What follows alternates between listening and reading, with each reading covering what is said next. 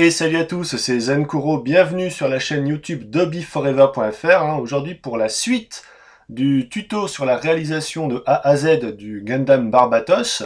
Aujourd'hui donc une vidéo qui va être consacrée à la sous-couche, ce qu'on appelle également l'après. Alors la sous-couche, qu'est-ce que c'est, c'est la couche de peinture qu'on va passer préalablement à la véritable mise en couleur de la maquette. Alors à quoi sert-elle, La sous-couche permet d'améliorer en fait la croche de la peinture, mais aussi d'uniformiser les surfaces, notamment lorsque vous avez utilisé du PUT ou fait du custom. Comme vous pouvez le voir à l'écran, ça permet en fait de bien uniformiser la surface pour que tout soit de la même couleur avant d'appliquer les couches de peinture. Et de plus, la sous-couche permet également de faire disparaître les micro-rayures de ponçage, lorsque vous avez coupé vos ergots, poncé votre PUT, etc. Donc la sous-couche, c'est quand même quelque chose d'important pour bien travailler sa maquette. Et comment dire, la différence, si vous voulez, entre l'après, entre la sous-couche et la peinture classique, c'est que la sous-couche va être plus épaisse, avoir une meilleure accroche, car souvent elle est à base de solvant, mais pas tout le temps, on va voir ça. Et puis elle a un meilleur pouvoir couvrant que la peinture de base. Alors on a deux grandes catégories de sous-couches. Tout d'abord les sous-couches en bombe, comme vous le voyez ici, ou encore les sous-couches à passer directement à l'aérographe. Alors ce qui concerne les bombes, on a bien entendu les grandes marques de peinture pour maquettes qui ont leur référence. Ici la Mr. Surfacer en bombe de Mr. Hobby, ou encore la Surface Primer de Tamiya. Donc ce sont en général d'excellentes sous-couches. Simplement, elles sont relativement chères, puisqu'une petite bombe de 180 ml comme ça coûte en général 10 € en France. Donc la solution alternative, ce sont les bombes de peinture de bricolage. Alors j'ai testé la Rust-Oleum, la sous-couche de cette marque est plutôt sympa, un petit peu granuleuse, très légèrement, donc c'est largement suffisant pour de la peinture mate. Par contre, si vous voulez vraiment un rendu brillant, bien lisse, ça fera pas forcément l'affaire. En tout cas, le prix est intéressant, puisqu'une bombe de 400 ml, ça coûte 15 €, donc beaucoup plus intéressant que les marques de peinture spécialisées. Autre solution, c'est carrément la bombe de peinture déco. Donc ici, la marque Nuance, en noir mat, que je vous montrerai tout à l'heure. Donc une bombe de 600 ml comme ça coûte 13 € seulement, donc c'est beaucoup plus avantageux que les bombes spécifiques. L'équivalent 400 ml coûte 10 €, donc c'est le meilleur rapport qualité-prix pour un bon résultat. De manière générale, sur les peintures de déco comme ça, ce que je vous conseille, lorsque vous avez une marque que vous connaissez pas, c'est de faire un essai préalable, par exemple, sur une chute de grappe, pour voir le rendu de la bombe, si elle n'est pas trop granuleuse, pour servir de sous-couche. Voilà, donc ensuite, on a les sous-couches à passer directement à l'aérographe. En général, je les préfère parce que si les bombes, c'est très bien lorsqu'on a des très grandes surfaces à faire, lorsqu'on a beaucoup de petites pièces à peindre séparément, comme c'est souvent le cas dans le Gunpla, très vite on va gaspiller de la peinture si on utilise la bombe, donc je préfère utiliser les sous-couches à passer à l'aérographe, puisque là on peut vraiment maîtriser la zone à peindre et la quantité utilisée. Donc là aussi on a deux grandes familles. Tout d'abord les sous-couches à base de lac, du type Mr. Surfacer 1000, que je vous ai déjà présenté dans un tuto spécifique sur les sous-couches au Mr. Surfacer 1000 à l'aérographe. Et également, un autre exemple, il y en a d'autres, mais là c'est du Mr. Bazwhite 1000, c'est un petit peu l'équivalent, mais en blanc. Donc ça, ce sont des sous-couches à base de lac qui vont se diluer soit avec les diluants spécifiques de la marque, Mr. Color Thinner ou Leveling Thinner comme ici, ou encore l'équivalent chez Tamiya, le lacquer thinner de Tamiya. Donc je vais pas trop m'attarder dessus, puisque comme je disais, je vous ai déjà fait un tuto spécifique vraiment sur ces sous-couches-là, qui ont vraiment ma préférence. Et puis on trouve également des sous-couches acryliques chez les fabricants de peinture occidentaux du type Valero, Prince Auguste ou ici MIG. Donc en général, ce sont des sous-couches qui sont déjà prédiluées, donc vous pouvez les utiliser directement dans l'aérographe. Donc ça c'est l'avantage. En plus c'est de l'acrylique, donc c'est pas toxique, contrairement à toutes les autres peintures. Ça s'utilise un petit peu différemment, en tout cas pour ce qui concerne les MIG, mais sur cette marque-là, je vous ferai vraiment un tuto spécifique, parce que c'est très différent des autres peintures telles que les Tamiya ou encore les Hobbycolor qu'on connaît bien. Alors au niveau des prix, puisque là je les ai pas encore annoncés, les pots de Mr. Surfacer, Mr. Bazwhite, c'est 7 € en France environ. Les primeurs acryliques en général c'est entre 5,50 € et 7 €. Alors un petit point maintenant sur la couleur de l'après et comment bien le choisir, puisque là vous le voyez, il y a du blanc, il y a du gris, il y a même du noir.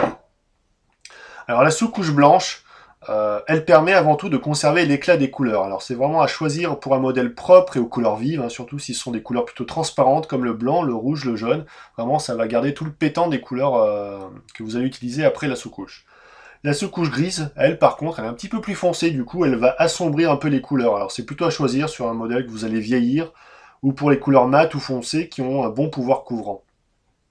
La sous-couche noire brillant, elle permet en fait d'accentuer le rendu métallique des couleurs métallisées qui sont appliquées à l'aérographe.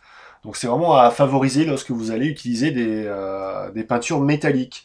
L'autre option, c'est d'appliquer une sous-couche classique, puis de passer par-dessus une couche de peinture noire brillant avant d'appliquer le métal. Alors ça peut être de l'acrylique, ça peut être de l'énamel. Je vous ferai des exemples dans une autre vidéo. Enfin, vous avez, comme ici, la sous-couche noire mat. Alors celle-ci, je vais l'utiliser pour appliquer plutôt des couleurs métallisées, mais par la méthode du brossage à sec, hein, puisque le mat va permettre d'améliorer l'accroche de la peinture déposée par le biais du brossage. C'est la méthode que je vais vous montrer pour la frame du Barbatos. Donc ça fera l'objet de la prochaine vidéo. Il existe ensuite, sachez-le, d'autres couleurs de sous-couche, par exemple rouille ou marron. Là, c'est déjà en prévision d'effet des rayures que vous souhaiteriez faire par la suite, en fait, en faisant ressortir la couleur de la sous-couche. Donc voilà un petit peu pour la base. Maintenant, je vais pouvoir vous montrer comment appliquer cette sous-couche avec tout d'abord l'application de la sous-couche en bombe. Alors, comme je l'ai dit plus haut, je vais donc peindre la frame du Barbatos en noir mat, hein, vu que j'ai laissé la frame par grand sous-ensemble, hein, l'utilisation de la bombe est ici idéale puisqu'on a des grosses pièces à peindre. Lorsqu'on peint la bombe, mais également à l'aérographe de manière générale, il faut toujours penser à se protéger les poumons en portant un masque, hein, ici un masque à cartouche qui est spécialement prévu pour la peinture en aérosol et donc qui va filtrer les solvants et bien vous protéger. Alors première chose, hein, avant de peindre à la bombe, il faut bien secouer la bombe hein, pendant au moins 2-3 minutes pour que la peinture soit bien mélangée à l'intérieur et puisse bien se vaporiser. Donc la bombe, il vaut mieux l'appliquer en extérieur. Si vraiment vous n'avez pas le choix, vous pouvez vaporiser devant une fenêtre. Donc au niveau de la technique, on commence toujours par vaporiser à côté de la pièce pour éviter un éventuel problème de crachotis. Et donc on applique comme ça de fines couches très rapides à une distance de 20-30 cm de la pièce. En fait, il faut vraiment qu'il y ait une fine couche de peinture qui se dépose sur la pièce, mais sans venir en fait créer un gros paquet, une surépaisseur qui viendrait carrément faire disparaître tous les détails. Alors si la bombe c'est vraiment très pratique lorsqu'on a des grandes pièces à peindre, hein, pour les petites pièces, l'idéal comme j'ai déjà dit c'est d'utiliser la sous-couche à l'aérographe. Alors je vais vous faire une petite démo avec le Mr White Base, qui est l'équivalent du Mr Surfacer 1000, donc j'ai déjà fait une vidéo sur le sujet. Donc là je vais juste reprendre un petit peu les bases de l'application de cette sous-couche à l'aérographe. Donc c'est une peinture lacquer, hein, donc il faut la diluer avec du diluant pour peinture lacquer, ici donc le lacquer finer de Tamiya. Donc comme toujours, je vais verser un petit peu de la sous-couche directement sortie de son pot dans un petit pot pour pouvoir faire mon mélange. Et donc rechercher comme toujours la fameuse consistance du lait. Alors pour plus d'informations hein, sur comment bien diluer, je vous renvoie au tuto consacré au Mr Surfacer 1000 à l'aérographe.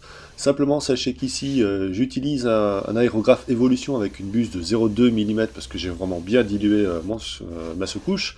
Si vous n'êtes pas vraiment à l'aise avec ça, je vous conseille plutôt d'utiliser une buse de 0,3 voire de 0,4 mm hein, pour être sûr que ça vaporise bien, que vous ne bouchiez pas votre aérographe. Sachez également que je vais vaporiser avec une pression de 1,2 bar. Enfin, vérifiez bien que votre aérographe supporte les solvants, puisqu'il s'agit ici donc de peinture lacquer, j'ai déjà dit, et cela peut abîmer les joints en caoutchouc. Donc vérifiez qu'il n'y a pas de souci avec votre aérographe de ce côté-là. Alors la sous-couche, c'est avant tout une couche d'accroche hein, de la peinture, donc pas besoin qu'elle soit complètement opaque, hein, un simple voile peut faire l'affaire, en tout cas si vous n'avez pas besoin d'uniformiser la pièce comme j'ai pu vous l'expliquer en début de vidéo. Donc vous pouvez voir ici sur la peinture de l'épée que la couche est par endroits un petit peu irrégulière, mais c'est pas un problème.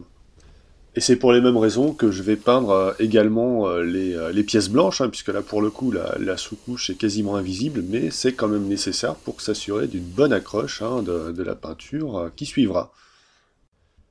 Voilà, vous pouvez voir à l'image hein, le résultat de la sous-couche passée à l'aérographe. Hein, donc comme je disais, Ce n'est pas nécessaire hein, qu'elle soit parfaitement couvrante, au contraire, parce que vous risqueriez à ce moment-là de rajouter vraiment une surépaisseur à la pièce. Le but, c'est vraiment d'avoir un voile qui va permettre d'accrocher les couches de peinture suivantes. Et c'est vraiment si on a besoin d'uniformiser les surfaces qu'on va rechercher là une couche plus couvrante. Enfin, pour nettoyer l'aérographe après avoir vaporisé du surfaceur Laker, j'utilise donc du diluant cellulosique. Alors attention car c'est un produit qui est très toxique, donc protégez-vous toujours avec le masque. Vaporisez-le dans un pot pour le récupérer comme ici. Vous mettrez tout ça ensuite dans une bouteille pour le ramener à la déchetterie.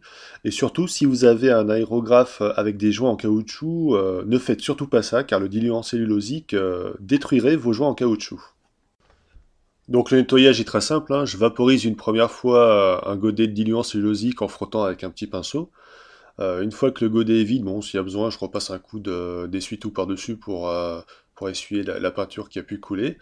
Et je repasse un dernier godet de diluant cellulosique pour bien nettoyer l'intérieur de l'aérographe en faisant éventuellement un petit gargarisme en bouchant la sortie d'air de l'aéro. Bon, il sera toujours nécessaire de nettoyer entièrement l'aérographe lorsque vous avez terminé votre session de peinture, mais déjà, ça vous permet de nettoyer le plus gros. Voilà, toutes les pièces du Barbatos sont à présent sous-couchées, j'en ai terminé avec cette vidéo. La suite du tutoriel sera consacrée cette fois-ci à la réalisation de la frame, hein, où je vous parlerai notamment de dry brush métallisé, de lavis et puis de détaillage. Si vous avez apprécié cette vidéo, eh bien n'oubliez pas de liker et surtout de la partager, hein, de manière à faire connaître notre passion. Voilà, c'était Zankuro, je vous dis à très bientôt. Ciao ciao!